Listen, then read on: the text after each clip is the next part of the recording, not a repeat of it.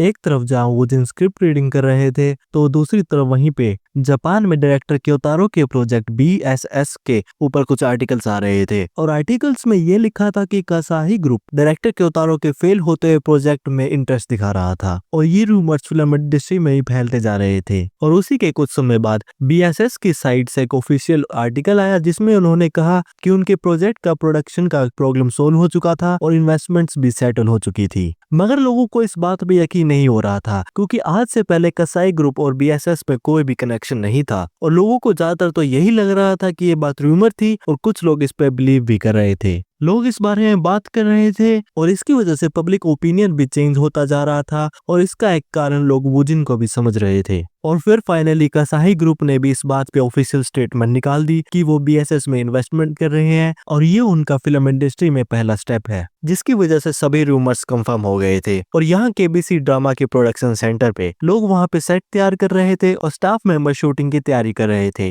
Writer भी वहाँ आ गए थे और स्टाफ मेंबर उन्हें उनकी सीट दिखा रहे थे। राइटर ने पूछा कि यहाँ पे बहुत ज्यादा एक्टर स्टैंड बाय पे खड़े थे तो स्टाफ मेंबर ने बताया क्योंकि ये इस प्रोजेक्ट का पहला शूट था तो इसलिए बहुत सारे लोग इसे देखने आए थे। डायरेक्टर ने भी कहा क्योंकि उन्होंने अचानक से स्क्रिप्ट चेंज कर दी थी तो कुछ लोगों को उस वजह से भी मुश्किल हुई होगी और ज्यादातर लोग तो वूजिन की लाइव परफॉर्मेंस भी देखने आए थे। तभी वहाँ पे साइन लैंग्वेज की ट्रांसलेटर आ गई थी और ट्रांसलेटर को राइटर ने बुलाया था। राइटर भी बताने लगी वो भी खुद वहाँ आना चाहती थी और उन्होंने वूजिन की तरफ देखते हुए कहा कि वूजिन कुछ ज्यादा ही शांत लग रहे थे। तो राइटर ने बताया कि वूजिन है ही ऐसे और ऐसा हो सकता है कि वूजिन धीरे धीरे अपने कैरेक्टर में आने की कोशिश कर रही हो क्योंकि ये रोल भी बहुत टफ है। मगर वूजिन ये सोच रहे थे कि उन्हें टॉयलेट जाना था। स्टाफ मेंबर ने बताया कि शूटिंग शुरू होने वाली है और सभी लोग अपनी पोजीशन से ले लें। डायरेक्टर ने वहां पे आके बताया क्योंकि ये वहां का पहला शूट है तो इस शूट को एक्टर लाइट रीडिंग की तरह से समझ सकते थे। टॉप एक्टर सोंगुन ने वूजिन को बताया कि वो इम्प्रोवाइजेशन नहीं करेंगे मगर वूजिन सोच रहे थे अगर वो करते भी तो भी उन्हें कुछ फर्क नहीं था और वो टॉप एक्टर सोंगुन की हाइट से भी थोड़े जेलस थे। डायरेक्टर ने एक्टर्स को तैयार होने के लिए कहा और वूजिन ने अपनी आंखें बंद कर ली थी और वो धीरे धीरे अपने रोल में आ रहे थे और जो कैरेक्टर था जो उनके अंदर सोया हुआ था उसको वो जगा रहे थे और वो अब the mysterious man next door बन गए थे। नेबर अपने गेट के बाहर खड़े हुए थे और वो ये सोच रहे थे कि पूरी दुनिया पूरी शांत थी। नेबर अपने गेट से बाहर निकले तो साइड में ही वहां पे मेन लीड भी खड़े हुए थे। मेन लीड ने भी देखा कि नेबर बाहर आए हुए थे और मेन लीड के नेबर भी उसी सेम टाइम बाहर निकलते हैं हमेशा की तरह। मेन लीड नेबर की तरफ देख के कुछ बोल रहे थे मगर नेबर को कुछ भी समझ नहीं आ रहा था और क्योंकि नेबर भी उनसे कुछ पूछना चाहते थे तो क्या वो उनसे कुछ बोले मगर क्या नेबर ऐसा कर भी सकते थे क्योंकि उन्हें डर था कि अगर नेबर उनके पास जाएंगे तो वो उनसे थोड़ा डर सकते थे। मेन लीड अपनी बातें बोल के वहां से जा रहे थे और नेबर उन्हें मन ही मन रोकने की कोशिश कर रहे थे और नेबर ने साइन लैंग्वेज में मेन लीड से अपने डायलॉग्स बोले। जो लोग शूटिंग देख रहे थे ये सोच रहे थे कि वो जिनकी नजरें ऐसी कैसी थी और एक रुकी एक्ट्रेस ऐसे एक्सप्रेशन कैसे निकाल सकता है। राइटर भी ऐसे कह रही थी कि वोजिन को देख के ऐसा ही लग रहा था कि उन्होंने उनके लिखे हुए कैरेक्टर को जिंदा कर दिया था और वोजिन की एक्टिंग देख के राइटर के स्टैंडर्ड्स अब बढ़ चुके थे। शूटिंग कुछ देर और चली और 10 मिनट का ब्रेक हो गया था।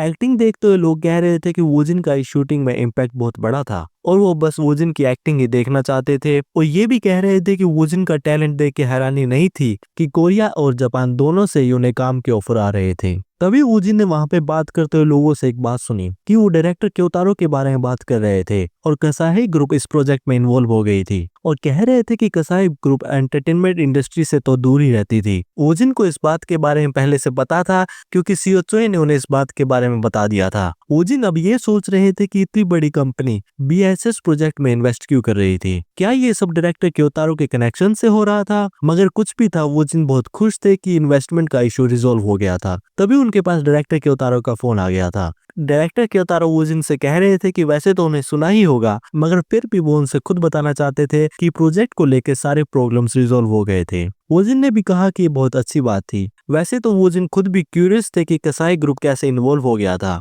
मगर क्या ये सही होता कि वो उनके इंटरनल मैटर में बात करते। डायरेक्टर क्योतारो ने फिर से वोजिन को एक बार थैंक यू बोला और वोजिन भी सोच रहे थे कि ये फिर से उन्हें थैंक यू क्यों कह रहे थे। डायरेक्टर क्योतारो बताने लगे कि वोजिन की वजह से प्रोडक्शन का स्केल पहले से ज्यादा बढ़ गया था और इसका कारण ये था कि वोजिन की जैपनीज बहुत अच्छी थी और उनका कॉन्फिडेंस भी बहुत अच्छा था और उनके साथ ही साथ वोजिन के अंदर ऐसा ऑरा था जो लोगों को उनकी तरफ खींच लेता था। और ऐसे मोमेंट पे भी जब उनका प्रोजेक्ट फेल होने वाला था, वोजिन ने उनका साथ नहीं छोड़ा था और वो इंतजार कर रहे थे और वो समझ गए थे कि वोजिन का कनेक्शन कसाई ग्रुप के चेन चेयरमैन के साथ था। और यहाँ पे डायरेक्टर क्योतारो ने एक बहुत बड़ी मिसअंडरस्टैंडिंग शुरू कर दी थी और वो वूजिन को लेकर थैंकफुल हो रहे थे कि उनकी वजह से डायरेक्टर क्योतारो ने कहा कि जैसे ही फिल्मिंग का शेड्यूल फिक्स होता है वो जल्द से जल्द वूजिन की एजेंसी को कांटेक्ट करेंगे और वो अगली बार वूजिन को स्क्रिप्ट रीडिंग पे ही मिलेंगे। और वूजिन बात करने के बाद फिर सोच रहे थे कि डायरेक्टर क्योतारो आखिर उन्हें क्यों थैंक कह रहे थे। और वूजिन ने भी सुना कि कुछ स्टाफ मेंबर ये बात कर रहे थे कि किसी फेमस इंसान की वजह से ये प्रॉब्लम्स रिजॉल्व हो गए थे और डायरेक्टर क्योतारो के प्रोजेक्ट को लेकर जो नेगेटिव रूमर्स थे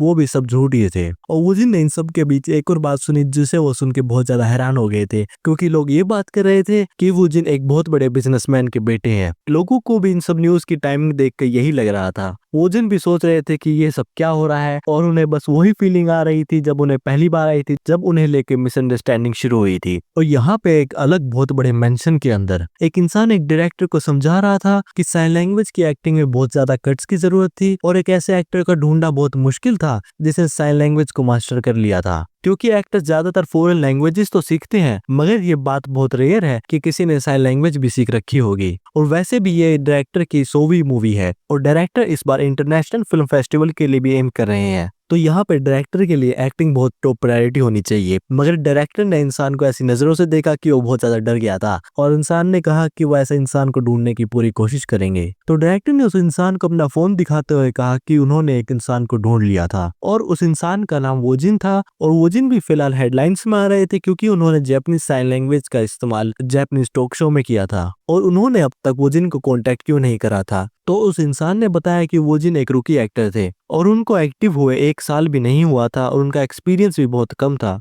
डायरेक्टर ने भी कहा कि एक्सपीरियंस की बात तो सही थी और एक्सपीरियंस जरूरी भी था। तो इस बात का कारण क्या था कि डायरेक्टर ट्रैक और डायरेक्टर क्योतारो ने उन्हें कास्ट कर लिया था और भले ही वूजिन के पास एक्सपीरियंस नहीं था मगर उनके पास ऐसी कोई खास तो बात होगी ही कि इतने बड़े डायरेक्टर्स ने उन्हें कास्ट करा था। उस इंसान ने डायरेक्टर से इस बात के लिए माफी मांगी और डायरेक्टर ने कहा कि वो अपना माइंड ओपन रखें। और उस इंसान ने पूछा कि क्या वो वूजिन के एजेंसी से कांटेक्ट करें, तो डायरेक्टर ने कहा कि उन्हें भी ऐसा करना चाहिए और वो वूजिन के बारे में जो भी ढूंढ सकते थे उनके देखने के लिए जल्द से जल्द लेके आए। और ये इंसान थे कोरियन फिल्म इंडस्ट्री के बहुत बड़े लेजेंड जिनका नाम था डायरेक्टर अगस्त। और यहाँ वूजिन की शूटिंग खत्म हो गई थी और सीओ चोई उन्हें ड्रॉप करने आए हुए थे। वूजिन भी बहुत ज्यादा थक चुके थे, तभी सीओ चोई ने वूजिन को एक स्क्रिप्ट दे दी थी और ये स्क्रिप्ट वही थी जो मानवों ने उन्हें चेक करने के लिए दी थी और मानवों ने ये स्क्रिप्ट सीओ चोई को दी थी ताकि वो वूजिन को डिलीवर कर सके। वूजिन ने देखा कि स्क्रिप्ट में मेन कैरेक्टर एक शेफ है कि क्या वो शेफ की एबिलिटीज भी सीख सकते हैं और अगर वो एबिलिटीज सीख सकते हैं तो ये एबिलिटीज उनके अवर टेबल शो में बहुत ज्यादा काम आएंगी। और स्क्रिप्ट का इस्तेमाल करते हुए वूजिन ब्लैक स्क्रीन के अंदर आ गए थे और वूजिन ने देखा कि स्क्रिप्ट का ग्रेड सी ग्रेड था, तो ये सिर्फ एक एवरेज स्क्रिप्ट थी। मगर तभी वूजिन ने खुद को याद दिलाया कि सी ग्रेड भी बिल्कुल भी बुरा ग्रेड नहीं था और फिलहाल उनके स्टैंडर्ड कुछ ज्यादा ही हाई हो गए थे और वूजिन कैरेक्टर चूज कर रहे थे ताकि वो उसकी एबिलिटी सीख सके। तभी अनाउंसमेंट हुई कि वूजिन एक ऐसा कैरेक्टर इस्तेमाल करने की कोशिश कर रहे थे जिसकी एबिलिटीज उन्हें नहीं आती थी। तो कैरेक्टर को प्ले करने से पहले वूजिन को शेफ टेक्निक सीखनी होंगी। मगर तभी एक और अनाउंसमेंट हुई कि शेफ टेक्निक सीखने से पहले वूजिन को शेफ रेसिपी सीखनी होगी। तो वूजिन ने भी देखा कि उन्हें एक नहीं या 2 एबिलिटी सीखनी होगी और वूजिन ये देख रहे थे कि ब्लैक स्पेस ने उन्हें पहले सिर्फ एक ही एबिलिटी सिखाई थी, तो भी अचानक से वो 2 क्यों सिखा रही थी और इस बात की टाइमिंग बहुत ज्यादा अच्छी लग रही थी। और क्या ऐसा हो सकता था कि ब्लैक स्पेस की एबिलिटीज इवोल्व हो रही थी जिसकी वजह से वो ब्लैक स्क्रीन का और भी इस्तेमाल कर सके। और अगर ऐसा ही चलता रहा तो वूजिन आखिर कितनी एबिलिटीज सीख सकते थे और वूजिन ब्लैक स्पेस की पावर को बिल्कुल भी समझ नहीं सकते थे। और यहाँ पर शेफ की टेक्निक और रेसिपी सीखने का सिमुलेशन शुरू हो गया था और जब सिमुलेशन शुरू हुआ वूजिन ने साइड में खुद का रिफ्लेक्शन देखा और वहां पे एक मिरर रखा हुआ था। और क्या ऐसा इसलिए था कि वूजिन 2 एबिलिटी सीखने वाले थे? मगर तभी वहां पे बहुत सारी डिशेज आ गई थी और सभी डिशेज वूजिन की तरफ तेजी से बढ़ती आ रही थी। मगर इस बार जब वो उन पे टकरा रही थी वूजिन उन सबको टेस्ट कर सकते थे और उन्हें ऐसा लग रहा था कि वो उन सबको खा रहे थे। और क्या इस समय वो शेफ की रेसिपी सीख रहे थे? तो उन्होंने दूसरी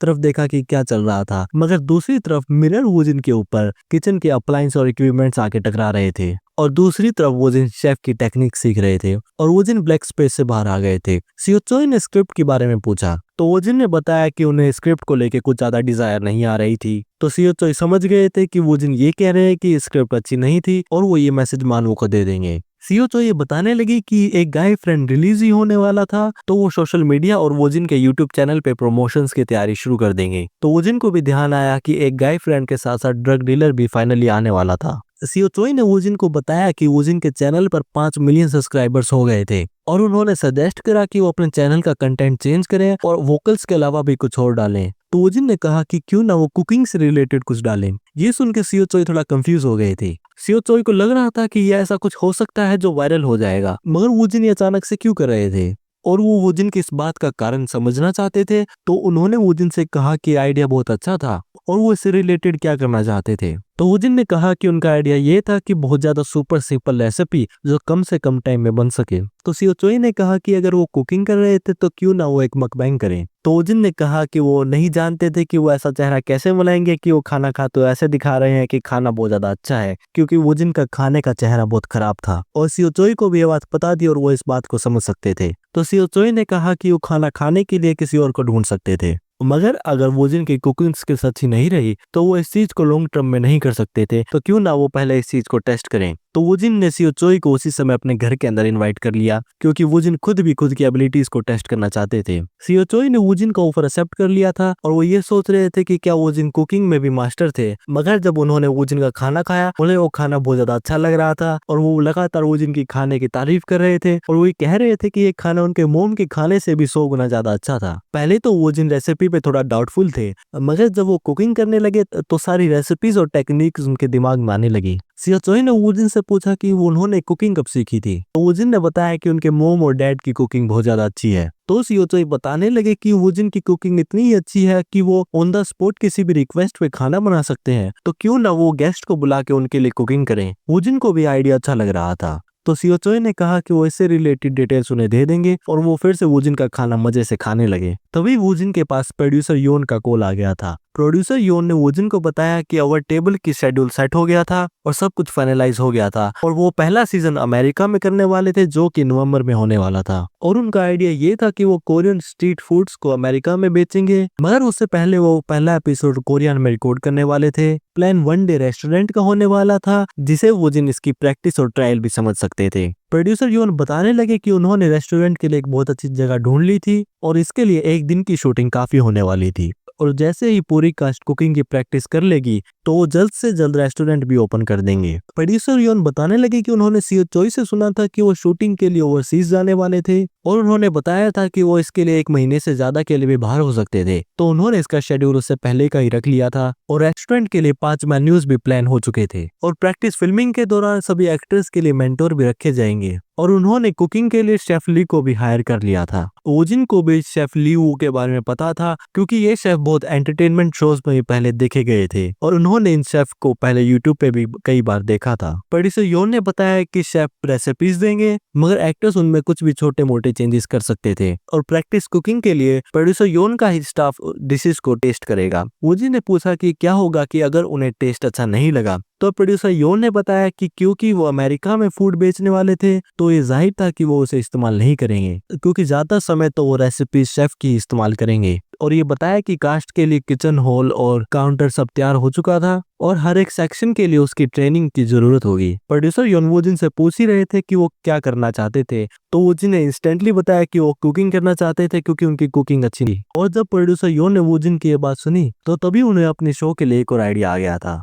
तो प्रोड्यूसर योन ने बताया कि वो वूजिन को कुकिंग के पार्ट के लिए रख लेंगे और इसकी वजह से उनके व्यूज भी और ज्यादा बढ़ सकते थे। और सीओ चोई भी ये बात सुनते देख रहे थे कि ओवर टेबल की कास्ट वूजिन की कुकिंग देख के बिल्कुल हैरान हो जाएगी और वो फिल्मिंग के डे का इंतजार कर रहे थे। और डायरेक्टर योन के प्रोजेक्ट के लिए कुकिंग की प्रैक्टिस का दिन आ गया था। सभी लोग टेबल सेट कर रहे थे और स्टाफ मेंबर पूरी अरेंजमेंट कर रहे थे। तभी वहां पे सीओ चोई और वूजिन भी आ गए थे। हांग्युई और रिन भी वहां आई हुई थी। उन दोनों ने वूजिन को ग्रीट करा। वूजिन हांग्युई और रिन को ग्रीट कर ही रहे थे, लेकिन तभी पीछे से 2 स्टार आ गए। उन्होंने तेजी से वूजिन को ग्रीट करा। उन दोनों में से एक थे top tier boy group leader Yoon Baek, जिन्होंने बताया कि उन्हें प्रोफाइलर ड्रामा बहुत अच्छा लगा था, और दूसरे थे टॉप एक्टर गांग सो। वो भी बताने लगे कि वूजिन फिलहाल बहुत अच्छा काम कर रहे थे और वो भी उनसे मिलना चाहते थे। वूजिन योन बेक की तरफ देखकर सोच रहे थे कि वो कुछ ज्यादा ही सोशलेबल है। वूजिन के पीछे से एक और पर्सन आ गए थे। वो बता रहे थे वो थोड़ा लेट थे और कहने लगे कि वो ग्रीटिंग्स बाद में करेंगे और जल्द से शुरू करें। और ये थे टॉप ऑलराउंडर एंटरटेनर जोंग। वोजिन भी एंटरटेनमेंट जोंग के सब देख रहे थे कि जितना उन्होंने उन्हें टीवी पे कूल देखा था वो भी वहीं पे उतने ही कूल लग रहे थे।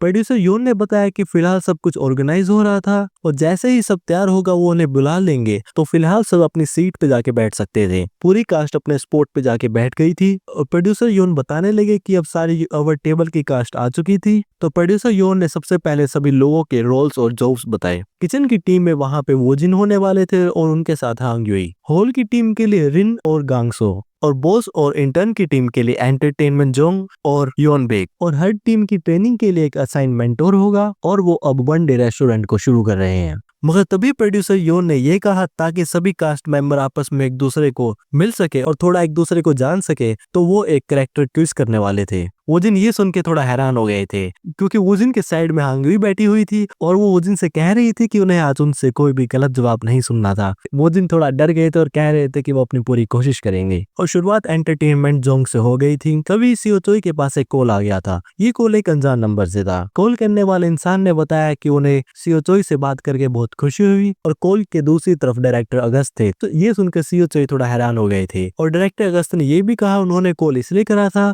क्योंकि वो वोजिन के साथ एक मीटिंग करना चाहते थे। सीओ चोई ये सोच रहे थे कि कोरिया के इतने बड़े डायरेक्टर अचानक से वोजिन के पास कॉल क्यों कर रहे थे और उन्होंने सीओ चोई के पास पर्सनली कॉल क्यों करा था। तो सीओ चोई ने डिसाइड करा कि वो सबसे पहले पता लगाएंगे कि कॉल करने का कारण क्या था। तो सीओ चोई ने डायरेक्टर अगस्त से पूछा कि वो अचानक से वोजिन से मिल रहे थे, तो क्या ये सब कोई प्रोजेक्ट से रिलेटेड था। तो डायरेक्टर अगस्त ने भी कहा कि यही बात थी और इसके अलावा कोई और कारण के लिए तो उनके पास कॉल करेंगे नहीं। सीओ चोई भी बताने लगे कि वो उनसे जल्द से जल्द मिलना चाहते थे, मगर ये अच्छा हुआ कि वो वोजिन को थोड़ा टाइम दे सके क्योंकि फिलहाल वोजिन का शेड्यूल थोड़ा टाइट था और वो आज का पूरा दिन अवर टेबल की शूटिंग के लिए निकालने वाले थे और अगले दिन the island of the missing की शूटिंग के लिए वो वियतनाम जा रहे थे, जिसमें 1 महीना भी लग सकता था। तो सीओ चोई ने कहा क्यों ना वो मीटिंग ओवरसीज करें जब शूटिंग खत्म हो जाए। डायरेक्टर अगस्त ने भी इस बात के लिए एग्री कर लिया था क्योंकि उन्हें भी पता था कि उन्होंने अचानक से कॉल करा था। सीओ चोई ने भी कहा कि उन्हें जल्द से जल्द कॉल करेंगे और कॉल खत्म हो गई थी। सीओ चोई यहाँ सोच रहे थे कि क्या डायरेक्टर अगस्त वोजिन को अपने 100th प्रोजेक्ट में लेना चाहते थे,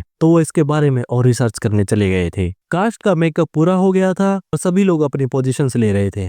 वोजिन भी ये देख रहे थे कि वो वहां पूरा दिन कुकिंग करने वाले थे। प्रोड्यूसर योन ने कहा कि वो कुकिंग शुरू कर सकते थे और क्योंकि ये सब प्रैक्टिस हो रही थी और अगर किसी समय एटमॉस्फेयर थोड़ा ब्लैंड लगे या फिर कुछ ज्यादा ही सादा लगे तो ऐसा भी कर सकते थे कि यहाँ पे एक्चुअल शूटिंग हो रही थी, क्योंकि यहाँ पे कस्टमर भी होने वाले थे और उन्हें कुकिंग के ऑर्डर भी मिलने वाले थे। और सबसे पहले कुकिंग का टेस्ट हांग युई का होने वाला था और वोजिन वहां पे हॉल और हांग युई के असिस्टेंट होने वाले थे। तो डायरेक्टर योन ने कहा कि वो शुरू कर सकते हैं क्योंकि सभी ने सीट ले ली थी। हांग युई ने भी देखा कि इतनी जल्दी सब शुरू हो गया था। वहां पे बैठे सभी लोग ऑर्डर दे रहे थे। हांग युई बता रही थी कि उन्हें यहाँ कुछ आइडिया नहीं था क्योंकि उन्होंने आज तक कुकिंग नहीं करी थी, मगर वोजिन वहां पे साइड में ऑर्डर ले रहे थे। प्रोड्यूसर योन बताने लगे कि वो अपना टाइम ले सकती थी और कुछ भी इंटरनेट पे सर्च कर सकती थी। वोजिन ने वहां पे एक डिश सजेस्ट करी और वो बाकी सब उनके बाद बनाएंगे। कस्टमर्स को भी किचन से बहुत अच्छी खुशबू आ रही थी। प्रोड्यूसर योन बताने लगे कि उन्हें इस बारे में एक अच्छी फीलिंग आ रही थी, मगर कुछ देर बाद जो खाना बना था वो खाने लायक तो नहीं लग रहा था। और वोजिन भी देख रहे थे कि सूप इतना ज्यादा बना था कि वो उसमें खुद भी तैर सकते थे और हांग युई ये देख रही थी कि खाना इतना बेकार कैसे बन गया था। और वो वोजिन को ये बताने लगे कि अगली बारी वोजिन की थी और वो भी देखना चाहती थी कि वोजिन क्या करेंगे। प्रोड्यूसर योन ने कहा कि अब वोजिन और हांग युई के रोल स्विच हो गए थे। हांग युई वोजिन को पूछने लगी कि ऑर्डर्स पहले जैसा ही थे तो वो सबसे पहले क्या बनाएंगे। तो वोजिन ने कहा कि वो ऐसा नहीं करेंगे और उन्होंने हांग युई से कहा कि वो सारे इंग्रेडिएंट्स को बाहर निकाल ले क्योंकि वोजिन सब कुछ एक साथ कुक करने वाले थे। और वोजिन ने अपनी वहां पे कुकिंग स्किल्स दिखानी शुरू कर दी थी और वहां पे कभी वो टमाटर काट रहे हैं, प्याज काट रहे हैं, खीरा सब सब्जी काट दी, पिज्जा बना दिया, सब हो गया। और हांग युई और पूरी कास्ट ये देख के हैरान हो गए थे और 10 मिनट बाद सभी खाना बन गया था। सभी कस्टमर्स खाने की तारीफ कर रहे थे और ये कह रहे थे कि खाना इतना अच्छा कैसे हो सकता है और वोजिन की कुकिंग कितनी ही अच्छी है। टीम मेंबर प्रोड्यूसर को बताने लगे कि देख के तो यही लग रहा था कि उन्हें कुकिंग के लिए कोई मेंटोर की जरूरत नहीं थी। प्रोड्यूसर योन भी इस बात पे एग्री कर रहे थे। तभी वहां पे शेफ भी आ गए थे और वो कह रहे थे कि खुशबू तो अच्छी आ रही थी और क्या खाना बनना शुरू हो गया था। प्रोड्यूसर योन ने भी शेफ को ग्रीट करा और शेफ ने पूछा कि खाना बनना शुरू हो गया था और खाना देखकर शेफ बताने लगे कि उन्होंने एक्सपेक्ट तो नहीं करा था कि ये प्रैक्टिस की डिशेस थी। और उन्होंने जब फूड टेस्ट करा तो उन्होंने पूछा कि क्या ये सब सैंपल्स की डिश थी और क्या उन्होंने किसी और शेफ को इन्वाइट करा था। प्रोड्यूसर योन बताने लगे कि ये बात थोड़ी ऑकवर्ड थी क्योंकि प्रोड्यूसर योन ने जो एक्सपेक्ट करा था ये सब उनसे बिल्कुल अलग हो रहा था और उन्हें अपने प्रोजेक्ट की इमेज तो बदलनी होगी। और एक दिन की शूटिंग खत्म हो गई थी। प्रोड्यूसर योन सबके काम की तारीफ कर रहे थे और कह रहे थे भले ही ये सब लोग पहली बार कर रहे थे मगर तब भी सभी लोगों ने अच्छा काम किया था और इस सबसे सबका वर्क और स्ट्रक्चर भी अच्छा हो गया था और उन्हें लग रहा था कि वो ओवरसीज भी काम कर सकते थे। एंटरटेनमेंट वूजिन से कह रहे थे ये सब मुमकिन वूजिन की वजह से हुआ था क्योंकि वो खाना इतनी जल्दी बना रहे थे और वो खाना भी बहुत अच्छा था और वूजिन ये सोच रहे थे कि वो गिन भी नहीं सकते थे आखिर उन्होंने कितनी डिशेज बनाई थी। प्रोड्यूसर ने बताया कि वो अगली बार ओवरसीज ही मिलेंगे और वो शेड्यूल बना के सबको अपडेट कर देंगे। वूजिन वहां से जा रहे थे लेकिन तभी प्रोड्यूसर योन ने उन्हें बुला लिया था और प्रोड्यूसर योन ने वूजिन से पूछा कि क्या वो अमेरिका शूट के लिए एक नई डिश बना सकते थे क्योंकि उन्हें वूजिन की स्किल्स देख के बात मुमकिन लग रही थी और बताया कि वो कोरियन फूड भी बना सकते थे और वूजिन इस बात पे सोच के उन्हें बता सकते थे और ये बात अगर वूजिन के लिए कुछ ज्यादा ही होगी तो वो इस बात को टाल भी सकते थे। तो वूजिन ने इस बात पे एग्री कर लिया था क्योंकि वो देख रहे थे कि बात ऐसी तो नहीं थी कि प्रोड्यूसर योन उन्हें फोर्स कर रहे थे। वूजिन ये देख रहे थे कि वो वहां से जा ही सकते हैं लेकिन तभी सीओ चोई भी वहां आ गए थे। सीओ चोई ने वूजिन से पूछा कि क्या वो डायरेक्टर अगस्त के बारे में जानते थे। वूजिन को नाम से तो कुछ याद नहीं आया मगर उन्हें लग रहा था कि उन्होंने ये नाम कहीं तो सुना था। तो उन्हें ध्यान आया कि उन्होंने ऐसा नाम किसी एंटरटेनमेंट इंडस्ट्री के लेजेंड के बारे में सुना था। तो सीओ चोई ने बताया कि डायरेक्टर अगस्त वूजिन से मिलना चाहते थे। तो वूजिन ने फिर से पूछा कि डायरेक्टर अगस्त उनसे मिलना चाहते थे। सीओ चोई भी बताने लगे उन्होंने ये चीज एक्सपेक्ट तो करी थी मगर उनका रिएक्शन कुछ खास नहीं था और बताने लगे कि वो डायरेक्टर अगस्त के बारे में इंफॉर्मेशन ढूंढ रहे हैं और उन्हें बस उनके कोली के बारे में बताना चाहते थे। वूजिन ने ये बात सोच ली थी और उन्हें ये बात ध्यान आ रही थी कि उन्हें अगले ही दिन से एक बहुत ज्यादा गर्मी वाले वियतनाम में जाना होगा और वूजिन अब फाइनली वियतनाम आ चुके थे और इसके साथ साथ एक गाय फ्रेंड भी नेटफ्लिक्स पे लॉन्च हो गया था और जैसा डायरेक्टर सी ने एक्सपेक्ट करा था वूजिन और रेन का जो किसिंग सीन था उसकी वजह से और भी व्यूअर्स बढ़ते जा रहे थे और उसके साथ साथ एक गाय फ्रेंड पे बहुत ज्यादा पॉजिटिव रिव्यूज भी आ रहे थे और कुछ समय बाद ये प्रोजेक्ट नेटफ्लिक्स पे इतना बड़ा हो गया था कि इसने बाकी ड्रामास को पीछे छोड़ दिया था। अब वो टॉप पे आ चुका था और इस सब के रिजल्ट में वूजिन के बारे में काफी हेडलाइंस भी आ रही थी और वूजिन की एक्टिंग की ट्रांसफॉर्मेशन के बारे में कई लोग बात कर रहे थे। इस सब के बाद वूजिन ने जो एक गाय फ्रेंड में गाना गाया था वो भी म्यूजिक चार्ट्स के टॉप 100 पे नंबर 1 पे आ गया था और जापान में एक बहुत बड़ी वेव शुरू हो गई थी और इस सब का कारण वूजिन और रिन थे और जापानीज व्यूअर्स में भी एक गाय फ्रेंड बहुत ज्यादा फेमस हो रहा था और कोरिया के साथ साथ जापान में भी एक गाय फ्रेंड नेटफ्लिक्स पे नंबर 1 पे आ गया था। और न्यूज सिर्फ एक गाय फ्रेंड के बारे में नहीं फैल रही थी, एक और न्यूज ये फैल रही थी कि राइटर के अगले project The Love That Freezes to Death में वूजिन भी काम कर रहे थे और इसमें वो अपने साइन लैंग्वेज की एक्टिंग दिखा रहे थे। और इसके बाद एक और न्यूज ये आई कि प्रोड्यूसर योन का अगले प्रोजेक्ट की पहली शूट खत्म हो गई थी और इसके बाद मूवी सेक्शन में ड्रग डीलर भी रिलीज हो गया था। भले ये एक R-रेटेड मूवी थी मगर ये टिकट सेल्स में नंबर 1 पे थी और इस पॉइंट पे किसी ने भी इमेजिन नहीं किया था कि ड्रग डीलर कितनी बड़ी वेव शुरू करने वाली थी। और यहाँ स्क्रिप्ट रीडिंग की तैयारी हो रही थी। वूजिन ने एक्सपेक्ट तो करा था लेकिन वहां पे फिर भी बहुत ज्यादा गर्मी थी और वो ये सोच रहे थे क्या उन्हें स्क्रिप्ट रीडिंग दूसरे देश में करने की जरूरत थी। स्टाफ मेंबर ये बात कर रहे थे कि उन्हें कोई आइडिया नहीं था कि वूजिन वहां पे कोप्रल जिन का कैरेक्टर प्ले करने वाले थे और पहले तो उन्हें ये बात एक मजाक ही लग रही थी और ये भी कह रहे थे कि वूजिन एक रुकी थे और क्या वो अपना पहला फुल लेंथ ड्रामा संभाल पाएंगे। और कहने लगे कि एक बड़ी बात तो ये भी थी कि बाकी के कास्ट में बहुत ज्यादा सीनियर और एक्सपीरियंस एक्टर थे और क्या होगा कि अगर वूजिन इन सब से आउटशैडो हो जाए। और थोड़ी वूजिन की बुराई में तो ये भी कह रहे थे कि बुरी बात तो ये भी होगी कि वूजिन की एक्टिंग से बाकी सबकी परफॉर्मेंस भी खराब हो जाए। और आज का दिन वूजिन की एक्टिंग का एक टर्निंग पॉइंट होने वाला था।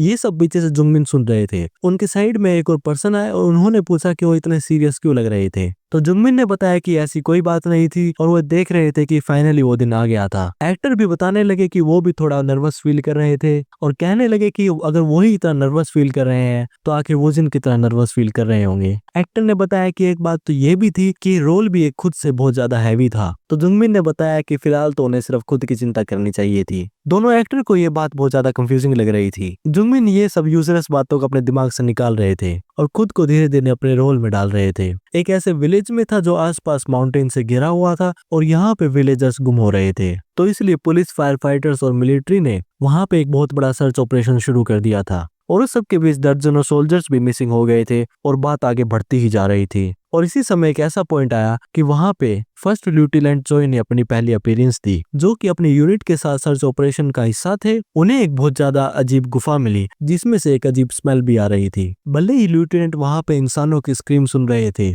और वो केव में थे तो उन्हें ऐसा डर लग रहा था कि और भी लोग गुम हो सकते थे, तो वो वापस केव के स्टार्टिंग में जा रहे थे। मगर तभी केव की शेप बदल गई थी और जो चीजें वहां पे पहले नहीं थी, लोग उन चीजों को नोटिस कर रहे थे। सभी लोग भाग तो एक केव के बाहर आ गए थे और वो बहुत ज्यादा डरे हुए थे।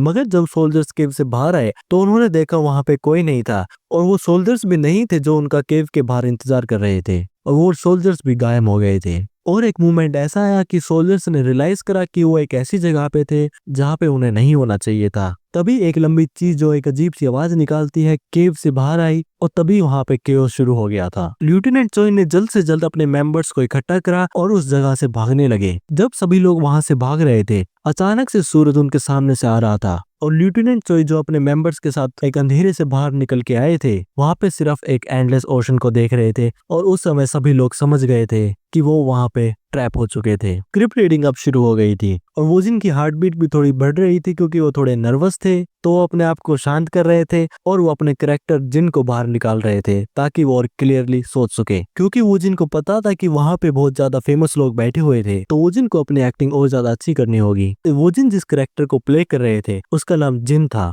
जिन एक बहुत ज्यादा डरा हुआ, कम कॉन्फिडेंस वाला और जिसका सेल्फ एस्टीम भी बहुत ज्यादा कम था, ऐसा कैरेक्टर था। और सीन की शुरुआत वहां होने वाली थी जहां पे जिन आखिरी बार अपने डिजीज्ड मदर को देखने वाले थे। जिन वहां मोर्ग में थे और वो अपनी मोम के ऊपर रो रहे थे और कह रहे थे कि वो उनको इतनी जल्दी छोड़ के क्यों चले गए थे, क्योंकि उन्हें मिलिट्री में भी जाना था और वो अभी तक तैयार नहीं थे। तभी जिन के पीछे एक साया आया और वो उनसे कहने लगा कि वो कितनी देर रोने वाले थे। तो जिन अपनी मोम के बारे में बताने लगे तो साय ने फिर से जिन से एक और बात कही। तो जिन उस साय को रुकने के लिए कहने लगे और कहने लगे कि अभी बाहर मत आए और जिन को वो अकेला छोड़ दे। साया उनसे कहने लगा कि वो क्या कह रहे थे और साया वो जिन के पास आया और साय ने जिन से कहा कि वो थे और वो साया भी वही थे। जिन अपने साय से थोड़ा और समय मांग रहे थे, मगर उस साय ने उन्हें चुप होने के लिए कहा और कहा कि उस साय का समय आ गया था। यहाँ पे जिन की पर्सनैलिटी बदल गई थी और उन्होंने कहा कि आखिर उन्हें कितना इंश्योरेंस मनी मिलने वाला था और वो जिन अपने रोल में आ गए थे। एक्टर्स भी ये देख रहे थे कि वो जिन ने अपनी पर्सनैलिटी बहुत ज्यादा जल्दी स्विच कर दी थी और वो जिन के आसपास का ऑरा भी बिल्कुल बदल गया था। कैप्टन ने जिन से होश में आने के लिए कहा और कहा कि अगर वो थक चुके हैं तो वो उन्हें साइडलाइंस पे भेज देंगे, मगर जिन ने कहा कि वो कर सकते थे। मगर तभी जिन की स्प्लिट पर्सनैलिटी आई और उसने कहा कि लेफ्टिनेंट क्या बकवास कर रहा है। वो जिन अपनी पर्सनैलिटी बहुत तेजी से बदल रहे थे। एक और सोल्जर जिन के पास आए और जिन से कहा कि वो ऐसे क्यों खड़े थे और क्या उन्होंने जो जिनको टास्क सुबह दिया था उन्होंने कर लिया था। जिन ने माफी मांगी कि उन्होंने काम नहीं करा था और कहा कि वो काम जल्दी से कर देंगे, मगर सोल्जर ये देख रही थी कि जिन की आंखें बिल्कुल अलग लग रही थी और ऐसा हो सकता था कि वो अपनी नजरों को चेंज कर रहे हो। डायरेक्टर ट्रैक भी देख रहे थे कि वो जिन की आवाज, रिदम और टोन बहुत ज्यादा अच्छे तरीके से आ रहे थे और क्या वो जिन ने इस चीज की प्लानिंग पहले से करी थी। और डायरेक्टर ट्रैक को पहले तो ऐसा लग रहा था कि वो जिन की 2 स्प्लिट पर्सनैलिटी थी, मगर अब वो जिन को देख के तो ऐसा लग रहा था कि अब 2 नहीं 3 पर्सनैलिटी थी। स्क्रिप्ट रीडिंग ऐसे ही चलते रही। अब फाइनली शूटिंग का दिन आ गया था। शूटिंग की प्रिपरेशन खत्म हो गई थी। एक्टर जुंग भी अपनी स्क्रिप्ट देख रहे थे और डायरेक्टर जुंग अपने आप को याद दिला रहे थे कि वो जिनके सामने एक्सपीरियंस से कोई फर्क नहीं पड़ता था और वो इस चैलेंज को ऐसे एक्टर ही फेस करेंगे। और ये शूटिंग प्रोफाइल ड्रामा की शूटिंग से बिल्कुल अलग थी, क्योंकि the island of the missing में वो जिन और जुंग दोनों एक साइकोलॉजिकल बैटल करने वाले थे। क्योंकि पहले लेफ्टिनेंट चोई जिन पे शक कर रहे थे, मगर उसी के साथ उन पे भरोसा करने की भी कोशिश कर रहे थे। तो उसी समय जिन थोड़ी ऐसी चीजें करते हैं जो बिल्कुल ही बिजार है और कोई ऐसा ही क्रिएचर करेगा जो इस दुनिया से नहीं है, ताकि वो लेफ्टिनेंट चोई से बच सके। और अगर एक तरह से देखा जाए कि जिन ही इस मूवी के विलन है और इस बार वो जिन का कैरेक्टर असिस्टेंट मैनेजर पार्क से भी ज्यादा डार्क और इंटेंस है। और जुंग भी ये सोच रहे थे कि वो इस सब के साथ अपनी एक्टिंग को और भी अच्छा कर सकते थे, तो इसलिए वो जिन का इस्तेमाल करने वाले थे खुद की एक्टिंग को बेटर करने के लिए। और जुंग को पता था कि यहाँ पे सिर्फ वो ही नहीं, बाकी सब भी यही सोच रहे थे। और अगला सीन वो जिन का आ गया था।